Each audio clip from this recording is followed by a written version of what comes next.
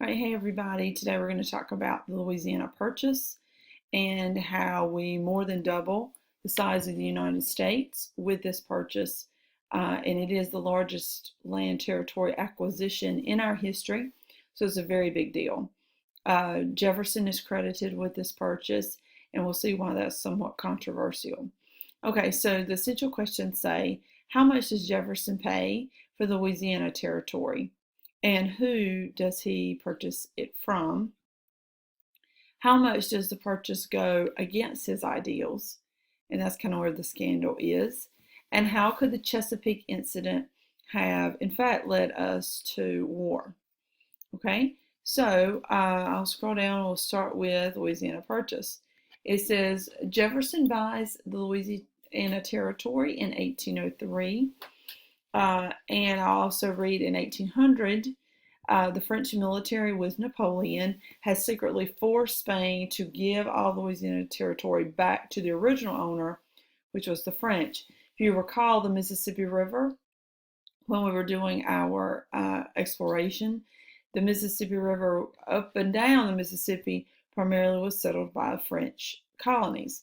So all of that territory is going to be considered the Louisiana Territory, and France is going to come back to this and say, from the Spanish, and say, hey, we originally owned it, we should have it. So it says, Napoleon had intentions of restoring the French Empire in America. Can you imagine if war with England had not happened? And in fact, Napoleon could have done that. Would he have done that? Would he have been successful? Would we have been successful in fighting the French? I don't know. I mean, we were successful against them once. It's possible, but then again, the Native Americans certainly would have aligned themselves with the French again. So we'll never know, because in fact, war with England diverts Napoleon's attention, and he never gets to building a French empire back in America. All right, so it says Jefferson wanted his hands on this land because primarily he figured as long as a foreign power had it, we would always be controlled by them, and definitely the New Orleans port would always be up for grabs, and he wanted that port. I want to show you a couple of pictures. Okay, here's a map of the territory that we're talking about. Very important now that you understand the maps. So here's our 13 original colonies here, and on up into here. And then remember, with the Northwest Ordinance, we added land. Remember, when you had 5,000 people, you wrote a constitution, 60,000 people, you were a state. So all this territory is what they considered North and West. So this territory, the Ohio region, will be added as states come into the Union, as people move out there. It says ceded by Great Britain as a result of the Revolutionary War. Okay, so here's the Mississippi River. And the French, remember I said, had explored and settled a lot of this territory, and that's why Napoleon has it. Some of it they lost to the Spanish, but they get that back. And so Napoleon, the French, have this territory. They also claim all the way out this portion, all the green portion, down to the state of Louisiana today, but all the way up into North Dakota and Montana was the Louisiana Purchase territory. Okay, now we won't get the Oregon territory out here until Polk's presidency. And then here's the Mexican cession. That's as a result of the Mexican War. Gadsden Purchase also. And Texas is a whole another animal. But anyway, this comes first, the Louisiana Purchase. And you see how much territory that we gain. Okay, here is a picture of Napoleon. I picked this one specifically because when I went to France when I was in college one summer, Napoleon famously built the Arc de Triomphe, which is a big archway, so to speak, around the Champs-Élysées, which is the major highway going through Paris. And on top of the Arc de Triomphe, he put this, which was a statue of himself on his horse in gold, is on the top of that ark. Now, he thought a lot of himself, obviously, and he had decided during that time that he was going to take over the world. Going back to, he was going to set up a French empire in America, which never happens because of war with England. Okay, so basically we want this territory, and it says Jefferson sent ministers to France, and he's going to offer $10 million for the port and everything eastward to Florida.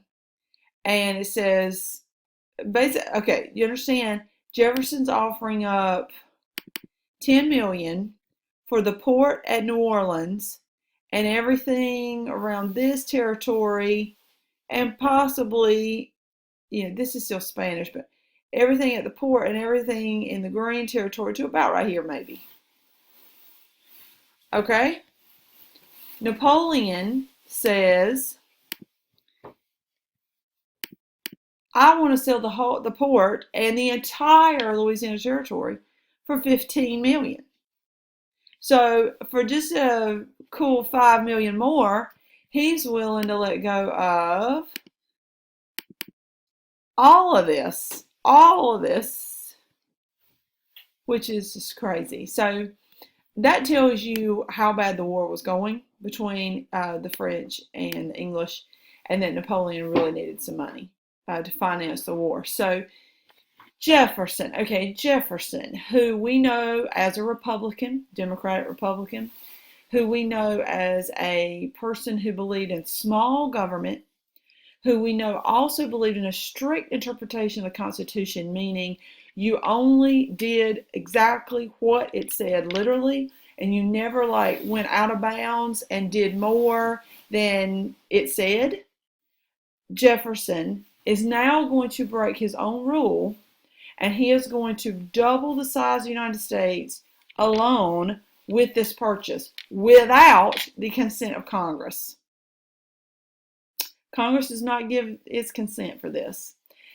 To Jefferson, the deal was just too good, just too sweet.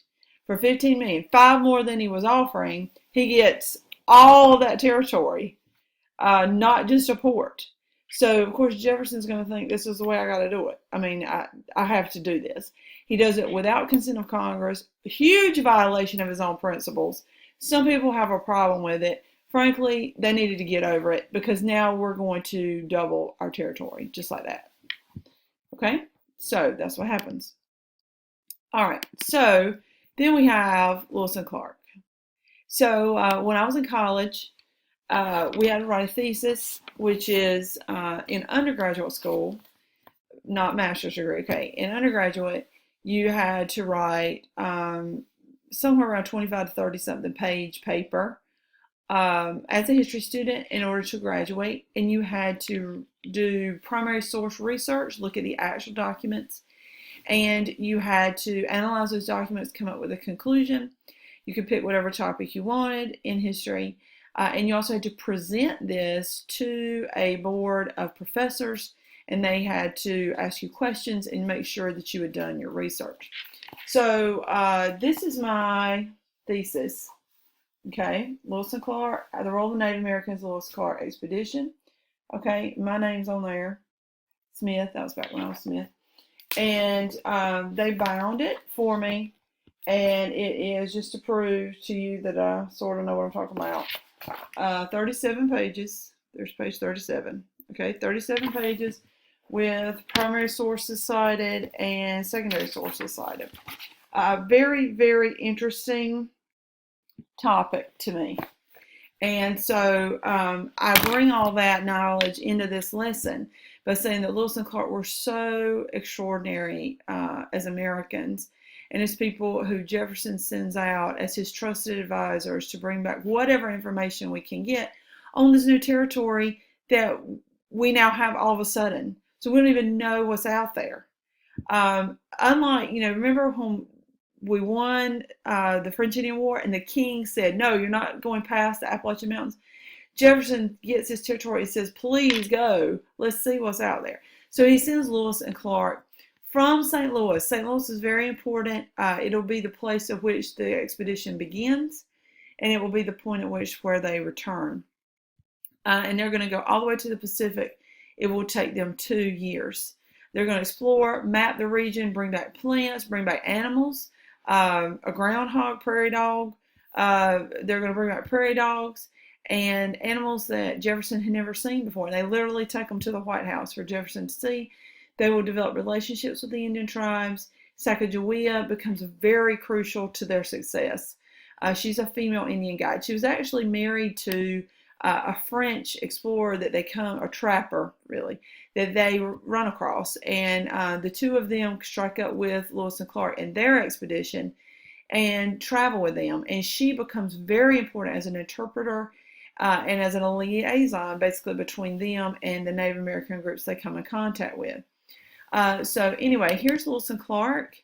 And Lewis, Meriwether Lewis is right here. William Clark right here on the left. Clark, rugged individual, an outdoorsman, a crafty gentleman, very intelligent. Meriwether Lewis was Jefferson's personal secretary. So he will be the one that keeps a lot of the journals and the notes. Clark does all the mapping. Lewis does all the journaling and collecting scientific evidence like plants and animals and that sort of thing. Okay. A map of where they go. So they're going to leave here around St. Louis and travel up through here. They will break off. They will separate for a while, whereupon Lewis gets attacked by a grizzly bear and puts like almost 18 shots in the grizzly bear before it dies. And then they go all the way to Fort Clatsop, which is a fort that they build in Washington State today, and they're during the rainy season, and then they return. So amazing that only one person dies on the journey. And based on the description that Lewis gives from his journals, what we think it is today is most likely was appendicitis that the man died from. So no one dies just from Indian attack or anything like that. They do have some issues with Native Americans, but no one dies from it. So we have all this territory now. So rising international tension. Oh, I want to show you a picture of Sacagawea. Sorry. Oh, she's so important. So here she is. This is Clark in the picture. This is Lewis. This is Sacagawea. She had a baby on the journey, no big deal, and carries it around. Clark will later adopt the child and kind of raise the child as she decides to stay back with some of the Native American groups. Okay, so rising international tension. Major issues here. In 1804, Jefferson wins the presidency. And from this time period onward, we're going to start seeing impressment, which is a legalized form of kidnapping U.S. sailors off the high seas on U.S. ships and forcing them onto British ships by the British and forcing them to work for the British. And this becomes a major problem. Here's a great illustration of that, where this American ship and the British come on board, take the Americans, and force them to work for them. Impressment. So it's like a prison in a way, making them work as their slaves, so to speak. This is going to be highly controversial, and some people are going to want war for this. The Chesapeake instance, a U.S. ship that was attacked by the British. So you see the British really amping it up here. They're going to kill 3 Americans and seize 4 of our sailors. So kill 3, take 4 in custody, and more impressment with the Chesapeake instance. Chesapeake is our ship. I want to show you a picture of this. And really cool drawing British valor and Yankee boasting. This is from the British perspective. So you see the British are all, they have pride and honor, and the Yankees are doing nothing but boasting. It was the British that came on board and took the Americans. You see, it shows the American throwing one overboard, that we're rough and tumble. It's a bad perspective of Americans from the British side. Okay, and then Jefferson does something very famous, which is he sets up an embargo. And this is going to be controversial. He says we will not trade. Because the British are taking our ships and things like the Chesapeake, we're just going to ask Congress to embargo all trade with Europe. So basically, we're not trading with Europe anymore. and a lot of people are going to freak out about it. Okay, so go back, do your essential questions, and I'll talk to you tomorrow.